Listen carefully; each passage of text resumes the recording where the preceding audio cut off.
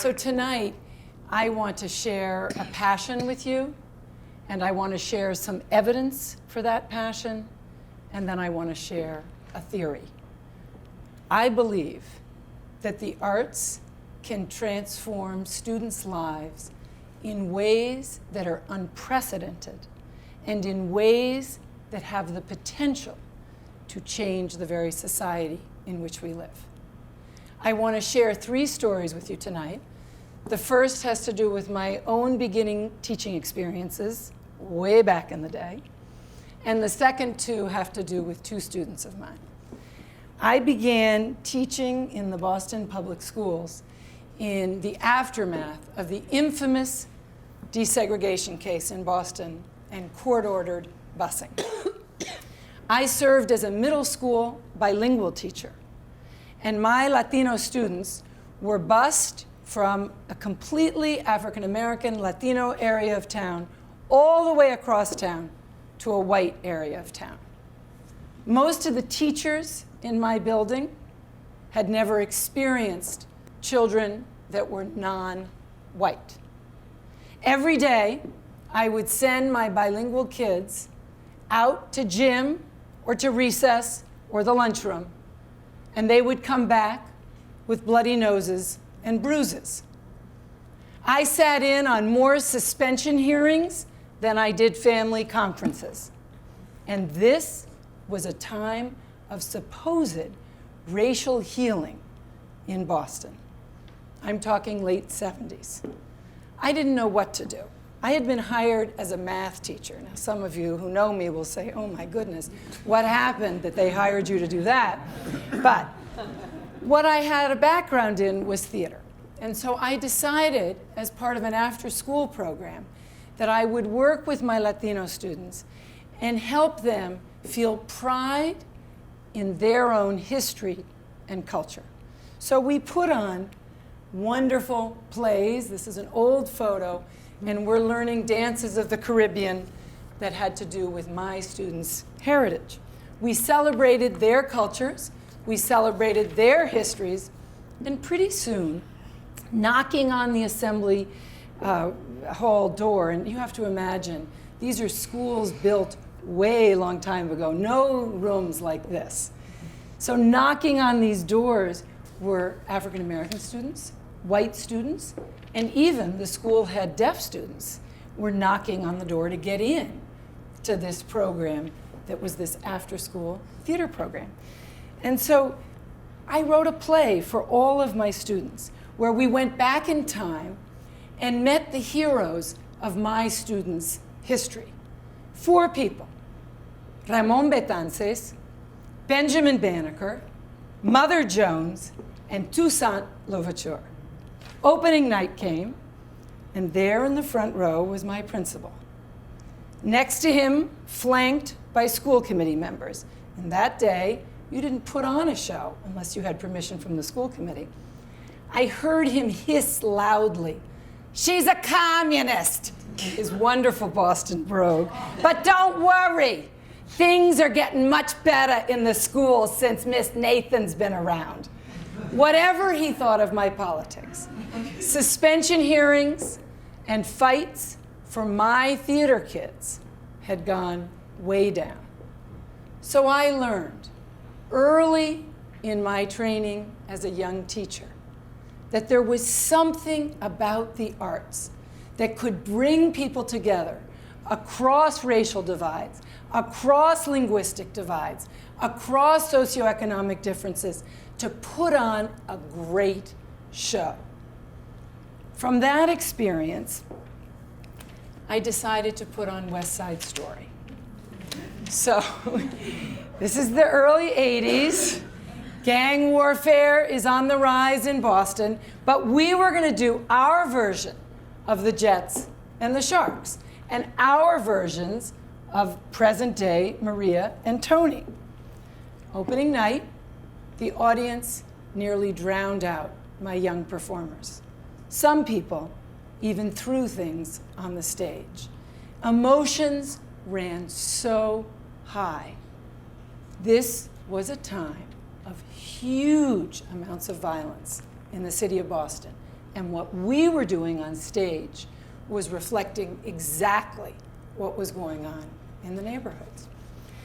So I hadn't thought that our production would elicit such raw emotion. And so after that sort of awful opening night, I called some colleagues from the gang prevention unit, from youth development, even the police force. And we began to do not just talk backs after the show, but talks before the show. And we talked about the importance of the audience watching what we were doing, and we promised we would have time to discuss the themes of the show when the show was over. But we really needed people to behave in the audience during the show. I would never make the claim that theater reduced gang violence at that time and place. But I would make the claim that for all of my students, and even for the neighborhood kids and families that came in, and we had thousands of people in during that run of show, I would make the claim that theater gave us a safe place in which to talk about differences, in which to put aside for just a moment the anger and the hatred and the huge rage that my students and their families and the young people in the neighborhoods were feeling. It was perhaps those experiences early in my career that taught me if you can create schools that really stand for something, we actually have a prayer at making this society a better place. That school stood for something. And we gave kids the opportunity to stand for something. So in 1998, I had the opportunity to found the Boston Arts Academy, a school that would put the arts in the very center of the curriculum. The arts would provide a way to both pose problems and solve problems. We would create a school where creativity counts, where judgment counts, and good judgment has to be taught. So one of the things that I've seen, imagine a scene where students are studying, whether it's an art school or any school you can think of, abstract painting. Very difficult for young people to get a handle on that. And often, the first thing out of a young person's mouth is, "What is this? I think this is stupid." But with guidance and impassioned teaching, young people can begin to access something which is very alien to them, very different for them, and very far away often from their own experience. Students can then extend their power of attention and knowledge to appreciate an unfamiliar piece of art. And what I realized is that when students begin to do that, they gain confidence as both intellectuals and as creators. They can acquire the ability to persevere for long periods of time, and this can give them a sense of ownership in the learning process. The process can even be joyful. Imagine, schools can be joyful places for adolescents. I would never argue that a sustained study of music creates math geniuses, but I would say that the skills required in a sustained study in the arts teaches students how to transfer those skills into academic arenas as well. It may also help students navigate through very rocky social and emotional issues. And that brings me to the story of Ronald. I met Ronald, and this, is the Boston Arts Academy, but I met Ronald not when he looked like that.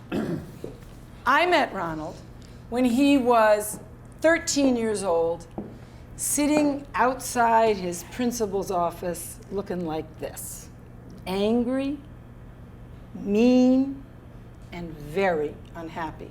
His principal had called me to talk with him. He had auditioned for the Boston Arts Academy. He had gotten in, but he was in jeopardy of not graduating from 8th grade. He fought almost every week. He was suspended regularly, and his teachers had all but given up on him. So I said, I'll come and meet with him. And I sat and I talked and I said, I understand you have a voice like the angels, but you're always fighting. And you can't get to high school if you're not going to graduate from 8th grade.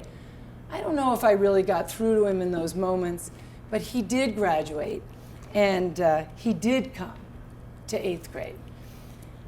In my 36 years as a teacher, I have watched students develop a form of artistic identity that blends their reputation in school with their reputations outside of school through the arts.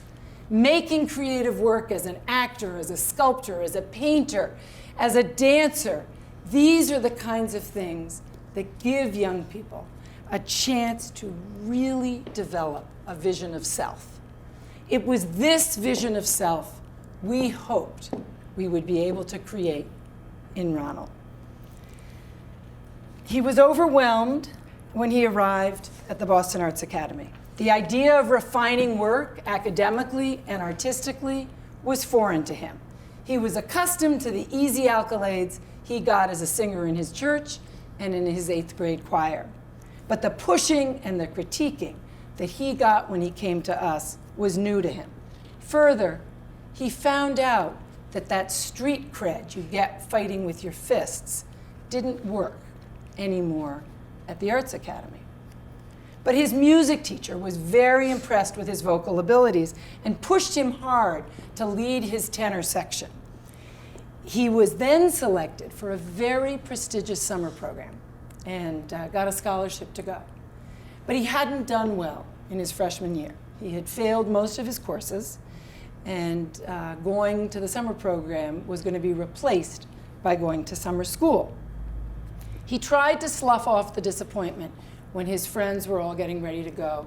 But at one point he turned to me and said, Miss, please, just let me go. Next year I'll do the courses. Next summer I'll go to summer school. But I gotta do this music thing now. I know I'm good, and you know I'm the lead, and you know I lead my section. Just forget about it, and I promise next year I'll do better. And I said, no, Ronald, that's not the way it works. And I think that was a watershed moment for him, realizing that while he had gotten really good at something, he still had to work really hard at getting good at the things that weren't as easy for him. So during his sophomore and junior year, his grades began creeping up. He was kicked out of his house, lived with other family members, actually lived on the street for a while. He had an extremely hard high school career, but he did not give up. Music had spoken to him. He knew he was good at something, and he was going to learn to refine his academic work as well. He became very proficient as a singer, and his attitude began changing. He wanted to be a leader in the arts, and he wanted to do well in school. Now, I'm not going to lie to you and say that he's a brilliant musician today, but he is out there making music. He's going to a community college, and I know that I'm going to hear from Ronald one of these days. And I know that what that young man has learned is perseverance, dedication, the ability to take something you're good at and learn to get good at something else. Next, I want to tell you about another student. I want to tell you about Raoul. Raoul is a drummer and a senior, and as part of our work at the Arts Academy, all seniors have to do a senior project.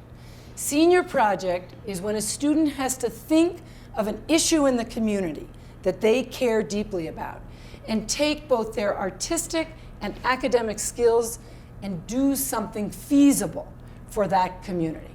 It's a very difficult project. Students actually write a grant. Some of them get real money. About 30% of the class actually goes out and does their project, but all of our students have to do this as a graduation requirement.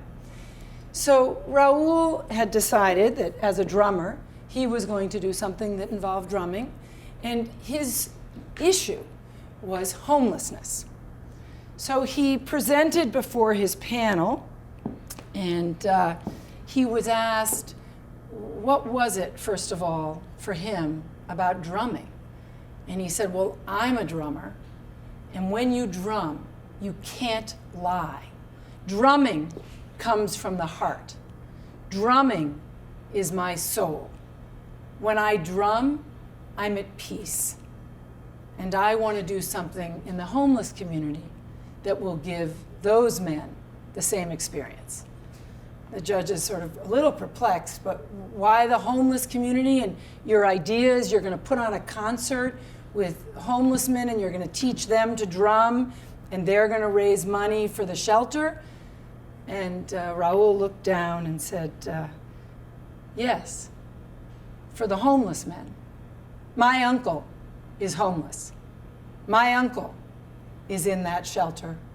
My uncle was my first teacher. That's why I'm here. And I want to do something for that community. It was an incredible project, incredibly powerful. No, his uncle did not get out of the shelter. And no, I don't think any of the other men that worked with Raoul did either. But what this young man learned is what I want every young man, every young woman across this country to learn. That school is a place where you bring your passions to bear in the classroom, outside of the classroom, and that's what school should be about. That's what Raoul taught me. That's what our young people teach us every day. So let me end by saying this. I have learned from my young people, day in and day out, that when we can create schools where arts and kids' passions are at the center, when young people can feel that school is about making a difference in the community, their community, the community that they define, we can have truly great schools. I have seen that again and again. I know that a foundational curriculum in the arts can give us those kinds of schools. I want all of our schools to be places where young people, these are sophomores and juniors in high school, can learn to work together, show such perseverance, such incredible dedication, ensemble behavior. That's what these people are learning. Listening to one another, listening to the music, learning how to direct one another, learning how to do work at the highest level of excellence. That brings me to my theory. When I visit schools, the place where young people feel the safest, where young people feel they can be themselves, is almost always the arts teacher's classroom. And that, of course, in our public schools, are the places that are being cut faster and faster in favor of double English, double math, to pass tests that I'm not sure will create a society that we're all proud of. So my theory is that arts education is central to rethinking how schools can engage students in the learning process. Arts education is critical in helping our young people develop a lens that gives them language to talk about race, some of the hardest things to talk about for our young people, to talk about socioeconomic differences, to talk about gender. The arts provide another language, another way of experiencing relationships, and I have witnessed repeatedly how the arts can positively transform students' lives. I hope I can count on you to make my theory a reality. Thank you.